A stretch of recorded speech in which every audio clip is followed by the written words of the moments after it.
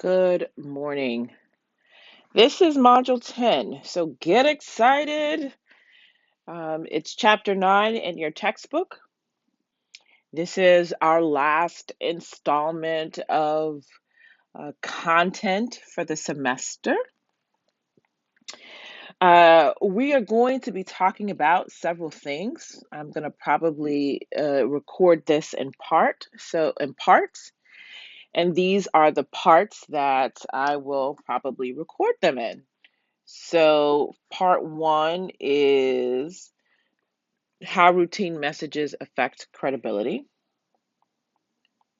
Two, components of routine messages. Three, task oriented routine messages. And four, relationship oriented routine messages. Okay, so this is the order. These are what we're going to talk about. Part one is going to be about how routine messages affect credibility. So, your approach to routine messages strongly influences how others evaluate your responsiveness, reliability, attention to detail, commitment, professionalism. What does responsiveness mean? Meaning how, the timeliness, right? It's partly how the timeliness of your response, right? How you respond and the timeliness of that response. Reliability deals with, are you reliable in following up and following through with messaging, right? I think I spoke about how several modules ago about, 48 to 72 hours, 2 to 3 days is really max that it should take you to respond. Sometimes life happens, but um, 2 to 3 days, 48 hours to 72 hours is about how long it should take. In addition, the other part of this is, uh, and I lost my train of thought. But it's about, your response, the timeliness of that response, um, attention to detail. A lot of times there will be information in these routine messages, and your ability to not just get the gist of it, but there may be specifics in there. And so attention to detail really just shows whether or not you're taking the time to actually read it. Commitment. Um, that has to do with, um, again, following through with the task, committing to the communicative process, um, you know, um, and being professional, the way in which you communicate also. So, people, as you communicate on a regular basis with people, um, and in not just business situations but life situations, period, your response, your responsiveness, right, your that's also agreeability, right? Compromising, does it have to be your way? Reliability, again, just trying to deal with, can we do we know that you're going to actually even respond, right? Reliable to complete whatever task you're given. Attention to detail. I didn't mention writing, but I think writing is something that becomes really huge with routine messages because of the fact that, remember, I think now I remember my point.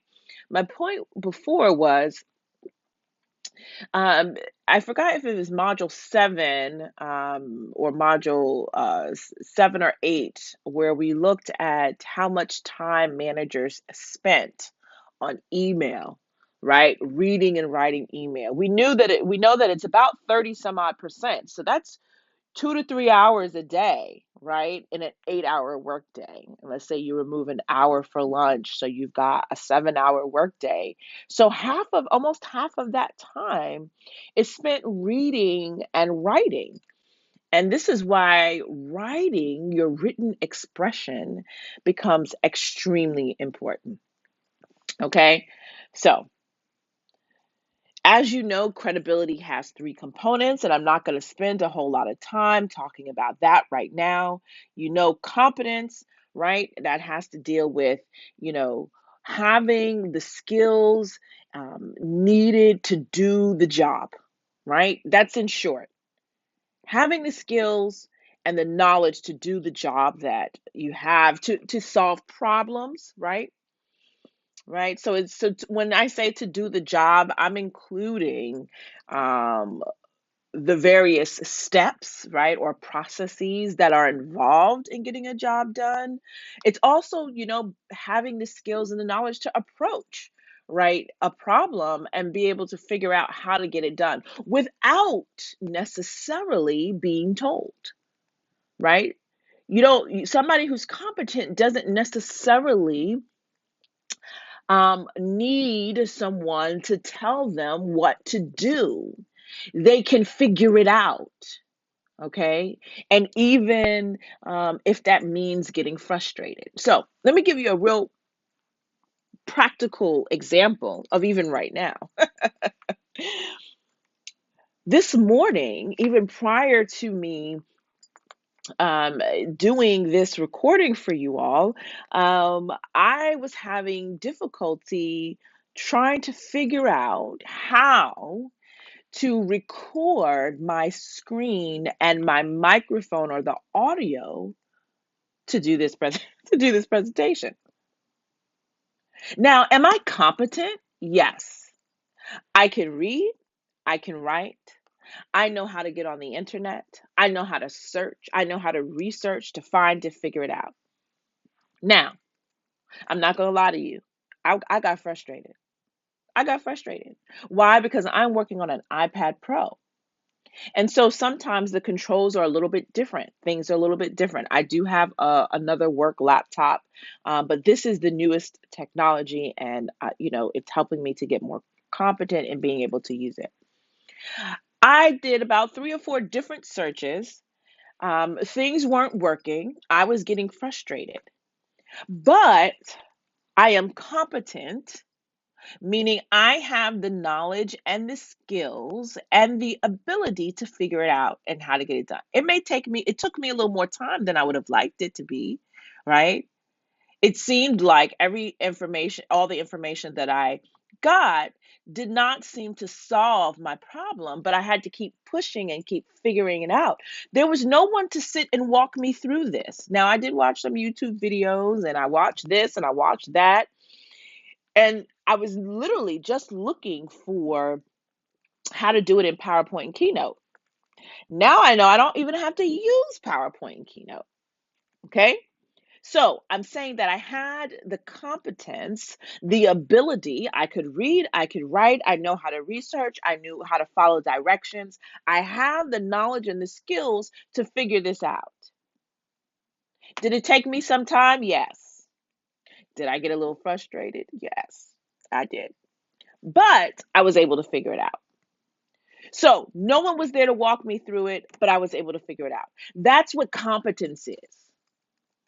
Okay. If you have a supervisor or some of your supervisors, they may not have the ability to walk you through things, but you will make yourself someone and it's okay to need help. It's okay to need help, but you need to remind yourself what skills, what knowledge do you have, and do you have the tools to get it done? Okay. Competence. I spent too much time there. Caring. It's being interested in just more than yourself. Okay. Wanting to work with others. And it doesn't mean that you can't be an introvert and like working by yourself, but you need to be willing, right, to work with others. And some of you, or many of you, probably have experienced some interesting situations um, as it relates to working on these group projects. You've learned a lot about people, right? And people in your class, how much they care or don't. Um, so, and that impacts their credibility. You view them now a particular way based on how they have behaved uh, in trying to complete this project. Last but not least, character, right? These are your three components, right, of credibility. Remember that chair, right? So character, right? Your reputation, right? For following through, for doing what it is that you say, for your word being your bond, okay? For your word being your bond, adhering to high moral and ethical values.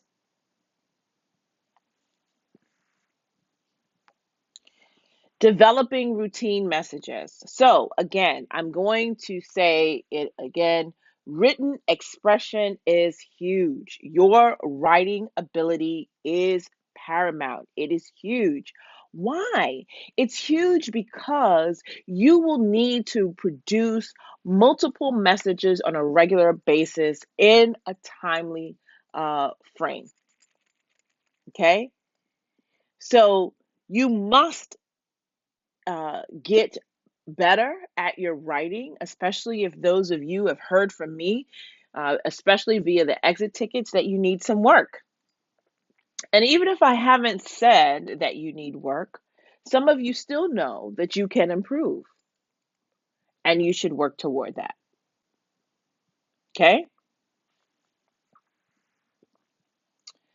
So, developing routine messages, there are several parts. Okay? One is the primary message, right?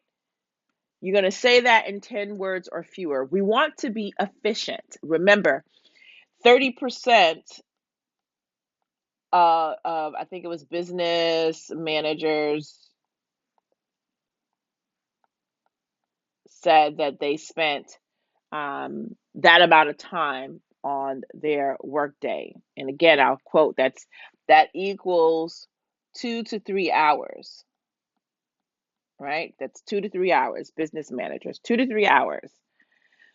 Um, So you want to be efficient, right? The goal with developing routine messages is efficiency. If this is not a word that is in your vocabulary, then you should look it up. Being efficient, okay? So you state your primary message, 10 words or fewer, then you're going to provide the details, okay? The details are the specifics or the support for the message that you mentioned, that you stated in the beginning. Then you're going to restate the request or key message in more specific terms. Okay, you're not going to just turn around and take one and move it to three. This is why vocabulary becomes important. And if you do not own a physical dictionary and thesaurus, I know I've said this before, I'm saying it again, get one. Yes, I know that there's Google, there's Firefox, there's Safari, but get yourself a physical dictionary and thesaurus. You need one. That is how you will improve your vocabulary. You cannot improve your vocabulary simply by typing in a word and trying to figure out what it means on Google. That might work for a little bit, but it is the act of going through the dictionary and thesaurus. And the thesaurus those are synonyms. Synonyms. I know they probably don't even teach using those anymore. But in all honesty, especially for those of you who are English language learners, meaning English is not your first language, you definitely can benefit from owning a dictionary and a thesaurus. Last is you're going to state goodwill, and that will become clear in the next slide. So here we are. You want to plan, get the content right? Get what it is that you need. Get all of the information, have all of that there. right? This is that plan part. You want to write it. So you want to work on the design, meaning how it looks. So if you have presented, then you know from trying to design slides, you are also thinking about the message, right? You should be. Style. How do you want to sound? Tone. Style, meaning the words. Tone. How do you want to sound? Right? And of course, you can see these bullet points here to the right. I'm not going to go into all of that. You can read that for yourself. But you want to write the message. So you plan the message, you write the message, and then you review it. Remember that FAIR test? You also want to proofread. When it is possible, you should get feedback. In other words, have somebody else read it, somebody credible, and have them tell you how it sounds to them. Okay. Now, in the absence of getting feedback from someone, and especially depending on the timeliness of your planning and writing and reviewing, what you might want to do is if you can step away from it for a day or even a couple of hours before you hit the send button, then that's also good as well. Okay, that's also good as well. So, in the absence of having someone who can actually read over it and give you a critique, you might want to step away from it, put it aside for 30 minutes, even an hour or a couple of hours, and go do some other tasks. And then before your day ends, then you may want to sit down and look at it and read it and see if there are some things that you want to change. The reason why I'm suggesting this is because if you put some space, some time, some distance between your words and the time that you're working on it, you can catch some of those mistakes. But if you do everything right at the last minute and right all intensely, a lot of times what it happens is our brain fills in the gaps. So for example, if I don't put a my brain when I'm reading it because it's my work automatically fills in the because I know what I meant. But remember, it's not just about you saying what it is that you mean. It's also about it being understood by those who are reading and or hearing your messages. Okay?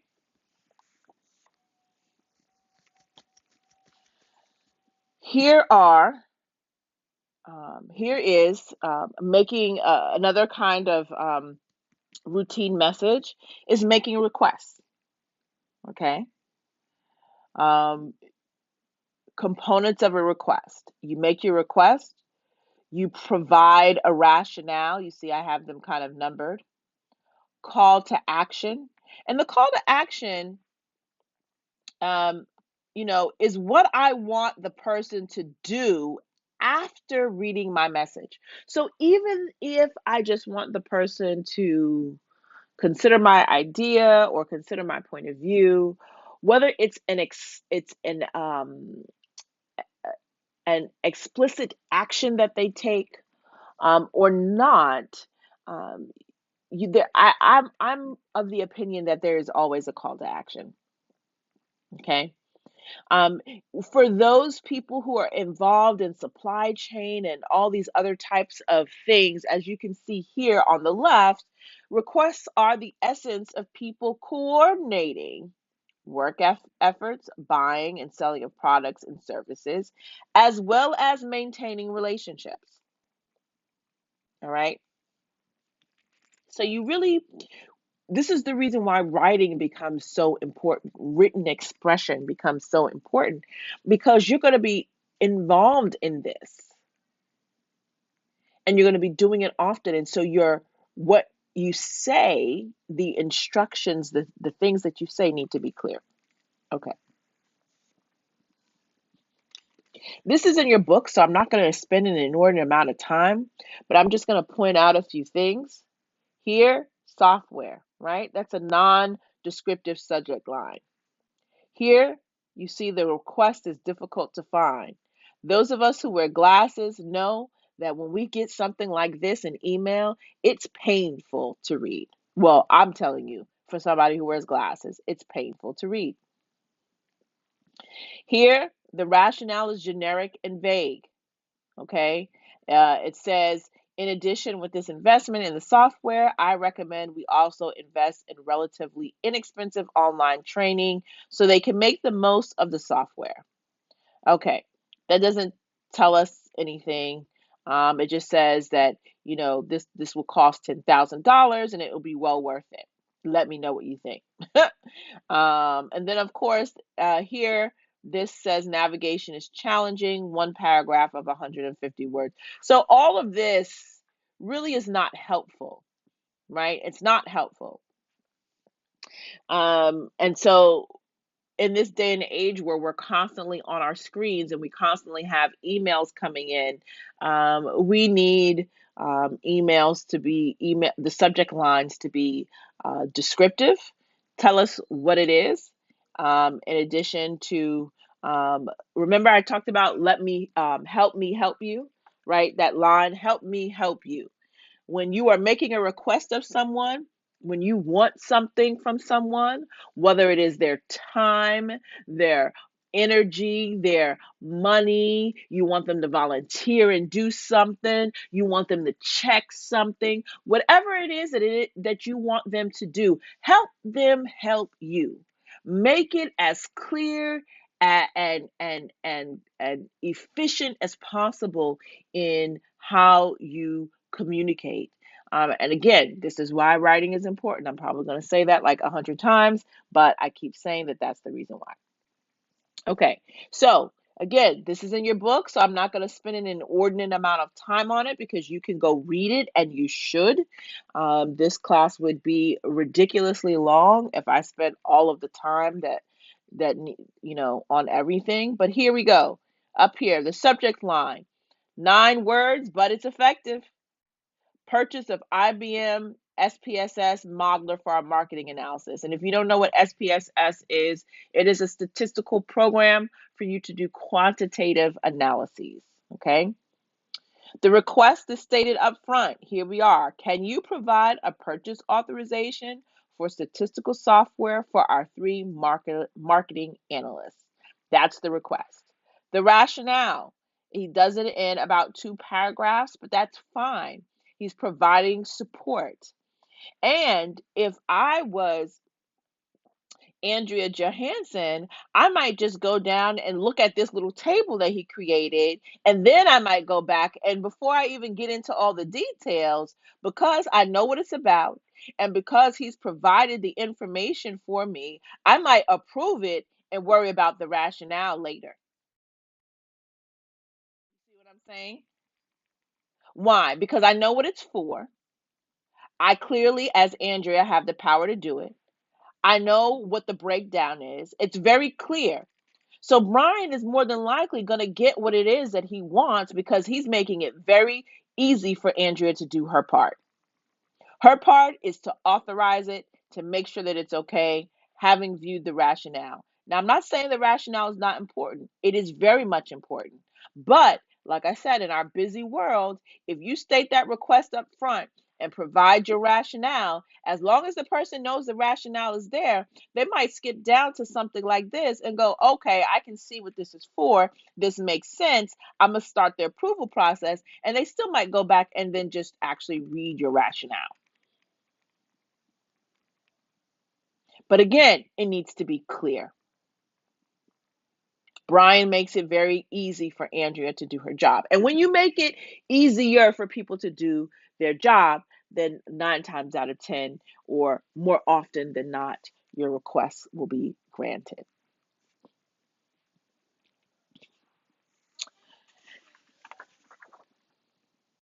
Setting expectations. So, setting expectations is directly tied to your credibility and ability to foster interpersonal trust in the workplace. Failure to do so can lead to lasting professional disappointments and breakdowns in working relationships. Listen, like I said before, I know many people are already dealing with this issue, um, because you all had to do this first, um, when it came to doing your group writing report. So, all that to say is to set expectations, you want to explain what they are, explain your expectations. Then you want to describe responsibilities.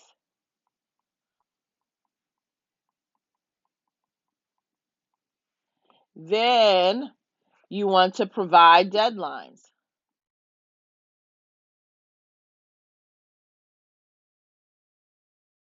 Then you want to discuss coordination.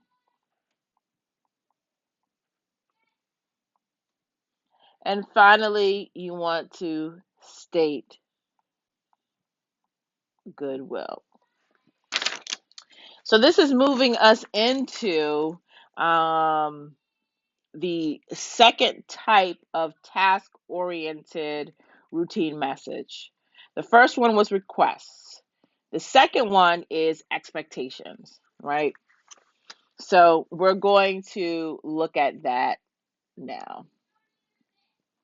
So just briefly, like I said before, this is something that you can go read and should, but I'm just going to hit the high points. The subject line. So if you don't learn anything else, you should know that the titles of your emails should have detailed subject lines, specific. They don't need to be a paragraph long, but they need to be efficient and to give enough information so that the person who sees it knows what it's about or at least has some reference. And this is again why writing becomes important. Your written expression, having a dictionary and thesaurus at your fingertips becomes important so that you can find the words that you need in order to do that. The navigation is challenging. Deadlines are buried. You can see that there are a number of different, I've marked them here, right? Number of different dates.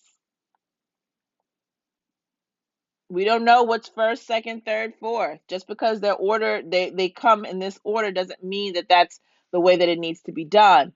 And the demand, um, the tone is bossy. Okay, you should go read this.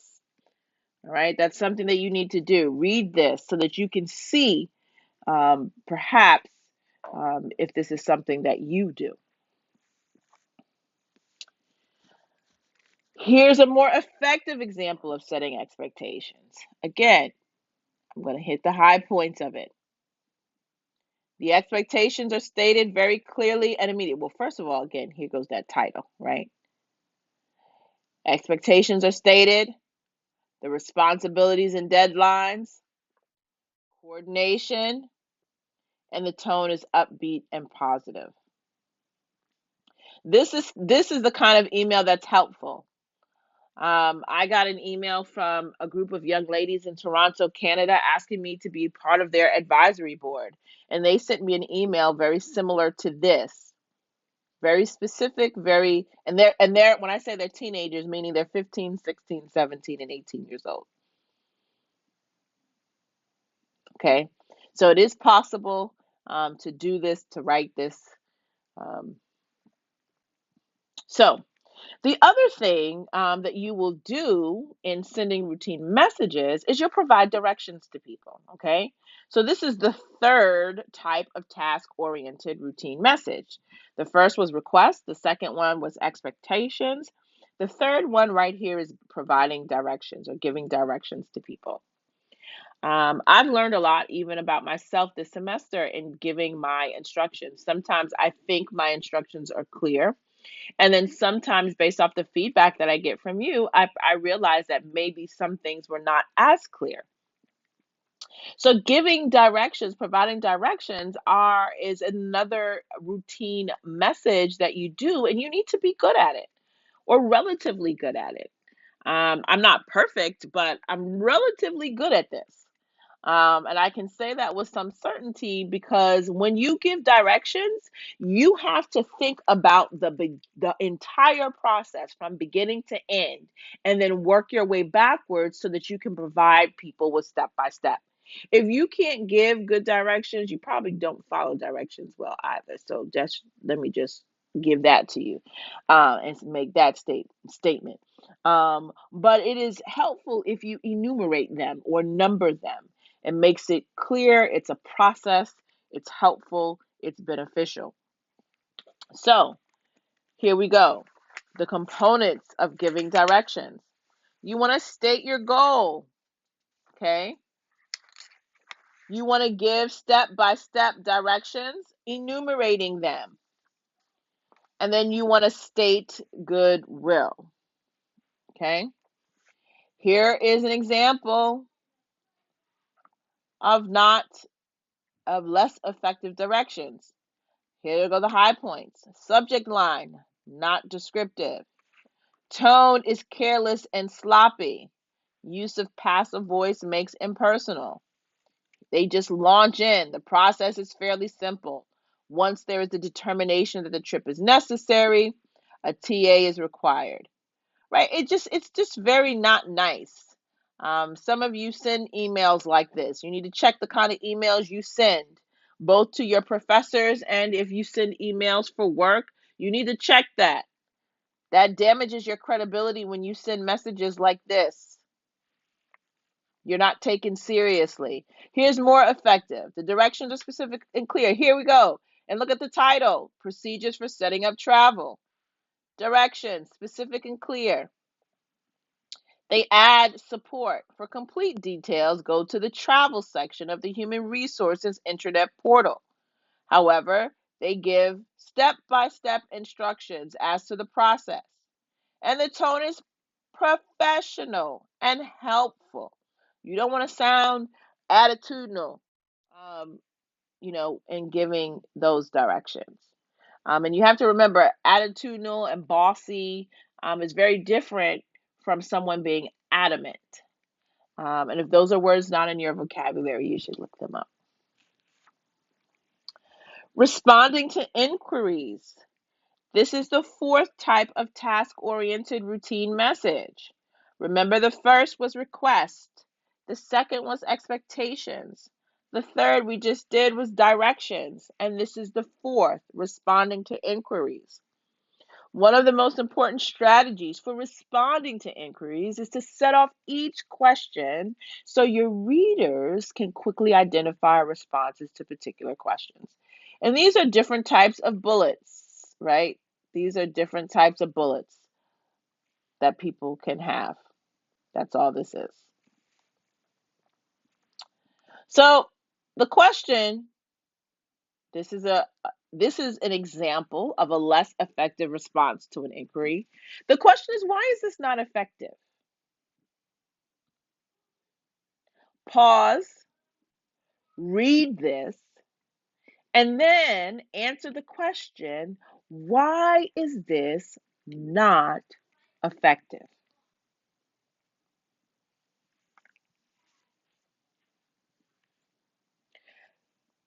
Second, here's another one. Less effective response to inquiry. Wait, yeah. Less effective response to an inquiry. Again, why is this not effective? Pause, read it.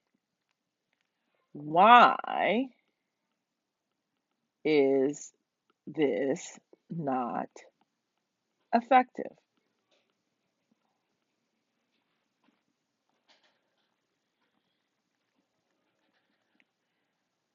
Here is a more effective response to an inquiry. Pause, read it, and answer the question, why is this effective? Why is this effective? I can already tell you right now, these things in bold help to section off organizationally. It's organized. So that's the first thing. That's one of the things. But answer for yourself, why is this effective? What about outside of what I've just told you, organization, and the fact that there are some bolded sentences which help to section things off? Why is this more effective? Same thing with this.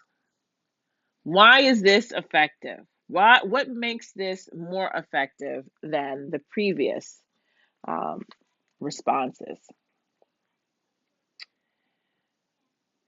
One of the other things that you will do is also create announcements, especially if you are working in public relations or doing some type of social media stuff for the company that you work for. You will create announcements for updates, right, to policies and procedures, events, right, and any other type of correspondences that are necessary, both for employees and or customers, right? Some people, that's what they do. That's might be in the Department of Public Relations, but it doesn't necessarily have to be, but creating announcements. So here are the components of announcements. You're going to give attention or gain attention, right? You're going to make a statement that gains attention. You're going to give an announcement. You're going to provide detail. You're going to do a call to action. And that, remember, call to action is what do you want the person or people to do after reading or hearing your message? And then you're going to state goodwill. Okay? 5 components to creating announcements. Um, Again, the subject line must be specific and must create interest. Remember, I said that if you don't take away anything else from now on, your emails, the subject lines should be specific. That's part of the reason why I don't have y'all email me, because the people I had in the spring, horrible, horrible when it comes to email. Um, and it was painful to read through email, to get emails, to read through emails. It was just like it was like a surprise every time. So it's easier for you to just ask your question than to send me an email, because many people don't know how to write emails or compose emails or even fill out all of the fields in a way that's beneficial both to them as well as to the person that they're sending the email to. So, why is this announcement not effective? I'm not going to get into it. Pause this, read it,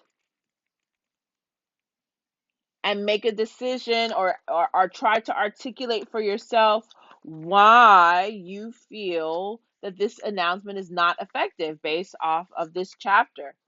Okay? And you feel free to, send me a question via Remind or email if you've learned how to put together an email. Um, you know, you can check your knowledge on it. You can ask me a question, but try to articulate for yourself why this announcement is not effective. Okay?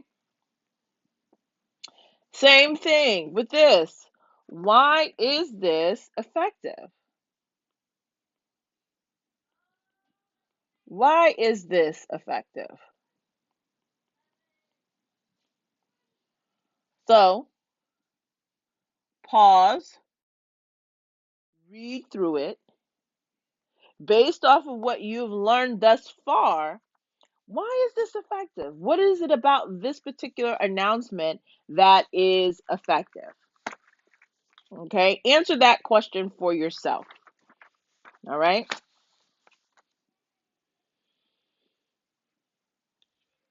Making claims.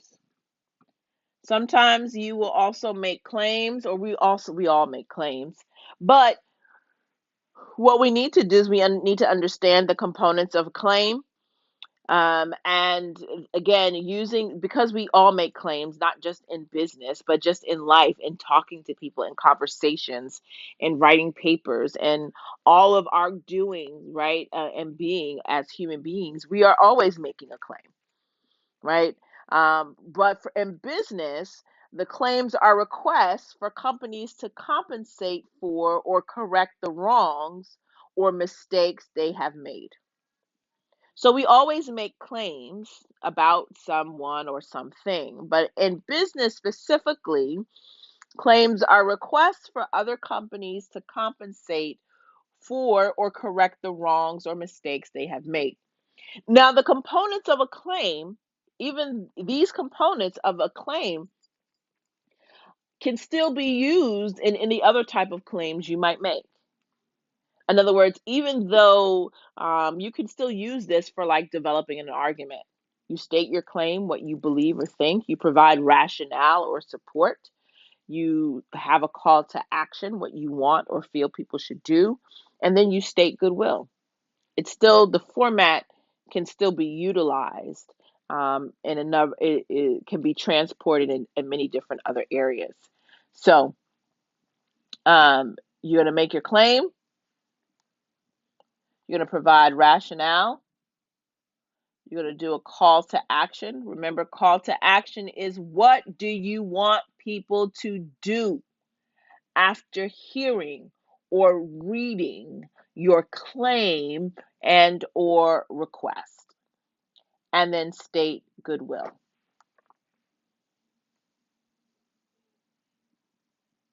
As you write claims, keep in mind that your goal is to have your claim honored.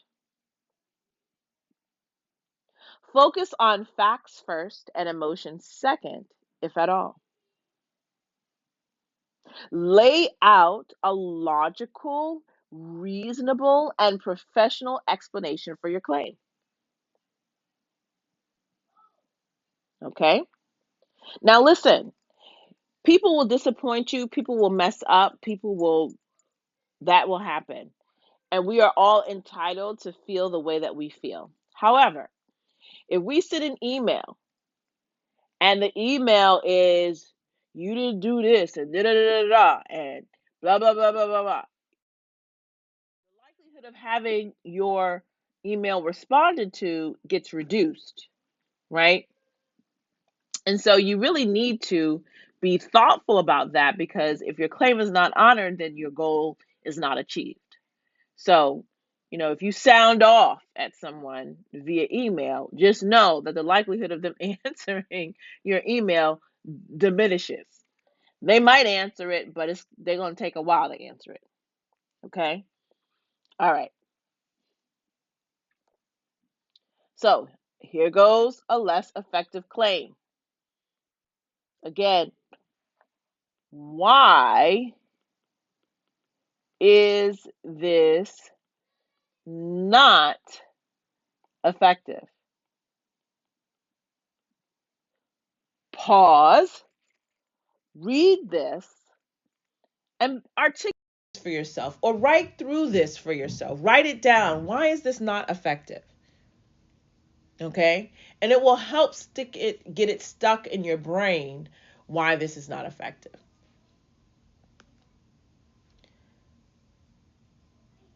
For this one, why is this effective?